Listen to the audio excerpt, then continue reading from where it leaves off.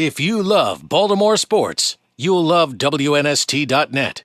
Station, a special summer benefit tonight for charity and for There Goes My Hero. Ladies and gentlemen, give it up for the Super Bowl MVP, Joe Flacco, out with us tonight.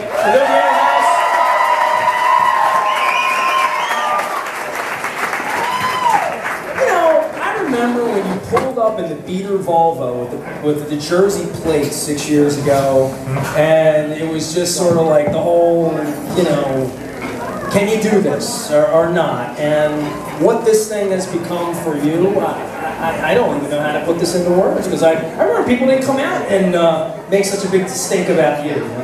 Yeah, neither do I. This city's awesome though, so it's not very surprising. You throw together an event like this and you have so many people come out and have fun and support the community. Well, I got Eric Sauer up here from There Goes My Hero. Give it up for Eric, everyone. So by show of hands, how many of you are familiar with bone marrow transplant? How many of you don't know anything? How many of you are still not, including Joe, how many of you are still not on the registry? We're going to change that tonight. Joe, you're not on the registry, are you? All right, let's tell you why we need to be on the registry. Eric is the founder of There Goes My Hero. My wife was diagnosed with leukemia on March the 20th. So it was 97 days ago today. My wife, doctor walked in and said, you have leukemia. You don't have a good leukemia or intermediate leukemia. You have a bad, horrible leukemia. We're going to try to treat this. You're going to be in the hospital for anywhere from 30 to 60 days. She did 42 days in the hospital. The first week, we were so shell-shocked. I know many of you are friends of ours. We have our friends back here swabbing. And I didn't know where to turn. We kind of were taking on a lot of water, taking on a lot of issues, her family, my family. And three people of incredible integrity reached for me and said, you need to meet Eric Sauer. And I said, all right, well, when I get everything together, let me figure it out. And on day 10 at the hospital, Eric came down and you told us your story. Tell everyone here tonight your story. Well, Nestor, thank you. Joe, we appreciate you guys being here and having us here. I appreciate all our volunteers, anybody in a red shirt here tonight. Guys, thank you very much for coming out.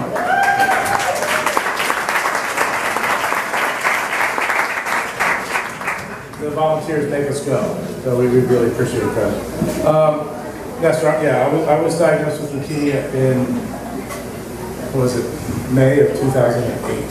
And it was a similar path as Jim. You remember May of 2008, right? You got drafted in April of 8, right? Yeah. There you go. All right. So that puts it in perspective. So there you go. I wasn't feeling very well in April of 2008. Didn't know what I had, but it ended up being a leukemia diagnosis. And it was very similar to Jen. It was a circumstance where, don't pass go, don't collect $200. You're going to go right to Hopkins and you're going to be here for a while. You have this variety of leukemia that is not going to be easily cured. You need a bone marrow transplant. And the normal protocol, and what you probably saw with Jen, is that you go in, you get diagnosed, you start treating. Right. That's where it's at. Yeah. I mean, it wasn't go home and collect your stuff. It was you're not going to see your cat for a couple of weeks or a couple of months. The difference with me, though, is my family sitting over here. Great hands, guys. That's Joe. All Delaware fans, by the way. Eric's a Delaware blue hen. We forgot to point that out. Joe already's nodding his head. Lisa's a blue hen. There you go. Maybe some blue hens in the baby over here, too. But Joey, the redheaded guy right here was my wife was.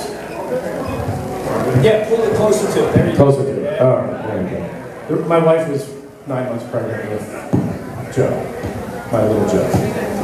So I got diagnosed and they said, go home, have your baby, come back and start treatment. So we went home, we had Joe, and then a week later I came back to Hopkins and started my treatments. First time was 24 days, went through that treatment, felt pretty good. Unfortunately I relapsed in about 6 weeks. When you relapse with leukemia, you have to start over. I did a second treatment, that was a 21-day treatment. Held my remission through that. I was scheduled to have a bone marrow transplant in, I believe it was October of 2008. My bone marrow donor had been lined up. He ended up getting sick. So he got bronchitis and we had to postpone my transplant. So when you have a donor that gets sick, You don't just go get another donor. Joe gets sick, we get a different quarterback. You don't get a different quarterback, right? No. I mean, you know what I mean? It just doesn't work that way. It would be as good as you, Joe, by the way, but that's all right. No, it's not. Unfortunately, it's not that easy. What happens when your donor goes away is you can't allow your bone marrow to come back. If your bone marrow grows back, it's going to be cancer. So what has to happen, then you have to have another round of chemotherapy. So now I'm on round 2, round 3. My body's starting to break down. I'm getting pneumonia, I'm getting infections, I'm getting fungal infections. It's blind for 3 days. It's diabetic for 2 months. I mean, all these things happen when you don't have an immune system. So what ended up happening is we found another donor, then kind of through the miracle of the bone marrow registry, which we'll talk a little bit more about tonight. Got another bone marrow donor, and then I got sent to transplant. So right where Jen is now, I had my bone marrow. It took you 6 months to get there. It took me about 6 months, which is a long time. Particularly when you have leukemia, it's a fast-moving disease, and if it comes back, you can't go to transplant. Transplant's the only thing that can save a Now life. tell everybody about your donor and how this whole thing happened, that you're still here with us. So I have a donor. I'm torn. We have a soccer game coming up. It's Germany and the United States. My bone marrow donor is from Germany. She was 19 years old. I was 36 at the time, so she's 19. And swabbed at an event just like this. She was swabbed at an event like this in Germany. She had a judo coach that passed away, unfortunately, from leukemia. She registered about a year later. They notified her of me, and she had to follow a path. I get sick. Transplant off. Isabel in Germany gets postponed. She would have to drive through the Black Forest to hospital in Stuttgart. Incidentally, tell me about that. She drove 3 hours to get her marrow. 3 hours to the hospital, and it was canceled. So she was at that hospital a few times. Our donor was canceled last week. I don't know if any of you know this. My wife was actually admitted to the hospital 2 weeks ago tomorrow. Checked in, and her liver number was elevated, and they sent her home and said we can't do the transplant. You can only imagine how that went over in my household 12 days ago. They sent her home, her number came back down, she went back in last week. Literally, as we sit here tonight at Bedonia Ale House, it is about 2 in the morning in Europe right now. We believe her donor is coming from Europe. We've been led to believe that. And at some point in the next 6 to 8 hours from right now, the donor, whoever this person is driving to a hospital to give their marrow in the middle of the night tonight while we're asleep. My wife's having her transplant on Thursday. Yeah.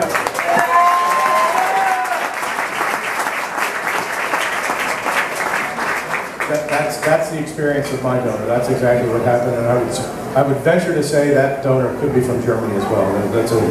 That country has some of the deepest number of donors in the world, so it's very likely she could have a German donor as well. So that marrow was flown. So I got to root for Germany now. Yeah. Tell me that. Well, I have German DNA now, so I have female DNA and I have German DNA. I'm hoping it's coming from like Holland because I want to root for the Dutch, but that's just me. So that marrow, like Jen, it was flown from Frankfurt, it landed in Dulles, it drove up 95 and was put into me in about 24 hours there. My wife's bone marrow transplant will happen between 7 p.m. and 7 a.m. on Friday morning, sometime in the overnight, 48 hours from now. So it's kind of serendipitous that Joe wound up picking tonight. I thought she would have had transplant last week. We're in the midst of it. She almost came out tonight. She's actually feeling really good. She's in day 5 of her second round of chemo, and tomorrow she has radiation. But for everyone that's asking, she's doing really well. Took her to lunch today, walked around the harbor last night, almost went to the Oriole game last night. Almost. We wouldn't have made it to the walk-off. Take it easy. Take it easy. You met my wife. Do what you Now can. she goes. But I go where she goes. So you found out where your donor came from? About 18 months later, I signed a release that said I wanted to meet her, and almost immediately she responded back that she indeed wanted to meet me, because ultimately it's on the donor, it's an anonymous process. So I only learned of her a year or two after the transplant. So we brought her over to the United States in 2011. Took her to Baltimore, took her to Philadelphia, to Louisville, took her to New York, her front row seats for the Lions game. Stop off in Newark there and see the house that Joe built? No? We drove past it. Oh, drove past it. At 80 miles an hour. All right, that's fine. But we brought her here, and then last summer I took my family to Germany, and we met her and her family. She's 24, she still lives at home, she's still in college student. Tell us about There Goes My Hero, because I told Joe about the organization, I told everyone here. It's been 97 days, everyone. My wife is getting her transplant on day 100. Significant. The time and days are significant. I was hospitalized all in 107 days. I spent another 6 months going back and forth to Hopkins every day. Do you work? No. Do you make a living? Do you still have a family? All these things still go on around you. But you're going through treatments and it's intense and you're tired and it's draining and you're sick and you're well and you're sick and you're well, and it's just this whole ebb and flow. And one of the things that happened for me was I had a great group of friends. My friends rallied, much like your friends, and I see a lot of them here tonight, rallied around me and they brought meals to my house. And those meals were indispensable. My wife drove from Bel Air to Hopkins every day. With a newborn and a 5-year-old. With a newborn and a 5-year-old, every day. I was hospitalized, she was there.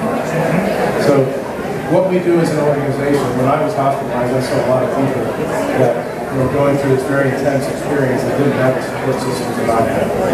So what we do as an organization, we provide meals to families who are going through these treatments. We work with all 7 hospitals in Maryland that treat blood cancer, primarily Hopkins and University of Maryland. And since 2009, we've served about 40,000 meals, over 40,000 meals, to underserved families. Give it up for There Goes My Hero.